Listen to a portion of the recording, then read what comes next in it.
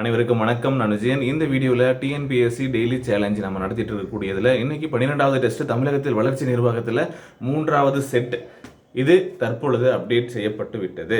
நீங்கள் நம்முடைய ஆப்பில் போயிட்டு டெஸ்ட்டை எழுதி கொள்ளலாம். சரிங்களா? ரொம்ப முக்கியமான விஷயம் என்ன அப்படின்னா, இந்த 2 லெசன் ரொம்ப முக்கியம். நீங்கள் இது வரைக்கும் படிச்சிங்களோ படிக்கலையோ, பட் இந்த தேர்வுக்காக நீங்கள் இப்போ தான் படிக்கிறீங்க அப்படின்னா அதை ரொம்ப நல்லா தெரிஞ்சுக்கோங்க. இது ரொம்ப முக்கியம். சரிங்களா? இதிலிருந்து நிறைய வினாக்கள் கேட்கப்படுவதற்கான வாய்ப்புகள் அதிகம். இந்த லெசன்லாம் ஏற்கனவே படித்த மாதிரி இருக்கும். நீதி கட்சி பற்றி இருக்கும், பெரியாரை பற்றி இருக்கும். சரிங்களா?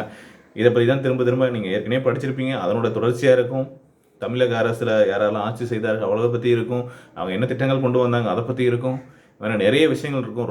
ரொம்ப முக்கியமான லெசன். யூனிட் 8 படிக்கும்போதும் இந்த லெசனை ஒன்று நம்ம படிக்க சொல்லியிருப்போம். பட் உங்களுக்கு இந்த தேர்வில் இடம்பெறல.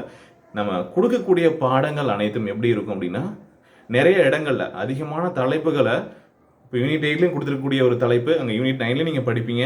அதே போல் இந்திய தேசிய இயக்கம் வரும்போது படிப்பீங்க, இல்லை பொருளாதாரத்தில் படிப்பீங்க, இல்லை புவியியலில் படிப்பீங்க. இந்த மாதிரி எங்கேயாவது ஒரு இடத்துல அது தொடர்பட்டு இருக்கும். சரிங்களா? அந்த மாதிரியான ஒரு பாடப்பகுதியை தான் நம்ம முதல்ல ரொம்ப முக்கியம் அப்படின்னு சொல்லிட்டு உங்களை படிக்க வச்சுட்ருக்கோம். சரிங்களா? இப்போது அது அந்த மாதிரியான ஒரு டாபிக் தான் இன்றைக்கி லெசன்ஸில் நீங்கள் படித்து டெஸ்ட் எழுத போகிறீங்க. ரொம்ப முக்கியமான தேர்வு.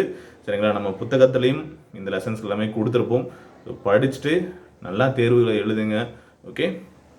அண்ட் படிக்கலனாலையும் படிச்சு எழுதுங்க. நாளைக்கு காலையில் வரைக்கும் டைம் தரேன். சரிங்களா? ஒரு பிரச்சனையும் இல்லை. நைட்டு ஃபுல்லாக கூட உட்காந்து படிங்க. படிச்சுட்டு காலையில் 8 மணிக்குள்ளே தேர்வு எழுதிக்கோங்க. சரிங்களா? அப்போ தான் வந்து ரிப்போர்ட் கொடுக்க முடியும் அப்படிங்கிறதும் தெரிஞ்சுக்கோங்க. காலையில் இதுக்கு முன்னாடி நடந்த டெஸ்ட் நம்பர் 9 and 10க்கான ரிப்போர்ட்டும் வந்து கொடுத்துட்டேன். ஓகே? ஸோ அதையும் பார்த்துக்கோங்க. பார்த்துட்டு நல்லா பண்ணுங்கள். ஓகே? அண்ட் சும்மா எழுதிட்டு சப்மிட் பண்ணிடாதீங்க. அது மட்டும் தான் உங்கள்கிட்ட கேட்கக்கூடிய ஒரே ஒரு ரெக்வஸ்ட்.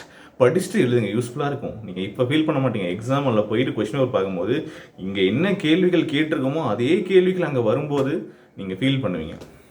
படிச்சிருந்தா இருக்கும், இதெல்லாம் கேட்டிருந்தாங்களே, மறந்துடுச்சு, ஞாபகம் இன்னும் கொஞ்சம் நல்லா படிச்சிருக்கலாமே, அப்படி ஒரு தாட் உங்களுக்கு வரக்கூடாது அப்படிங்கிறதுக்காக தான் இப்போ சொல்கிறோம். நன்றாக படித்து கொள்ளுங்கள். ஓகே? All the best.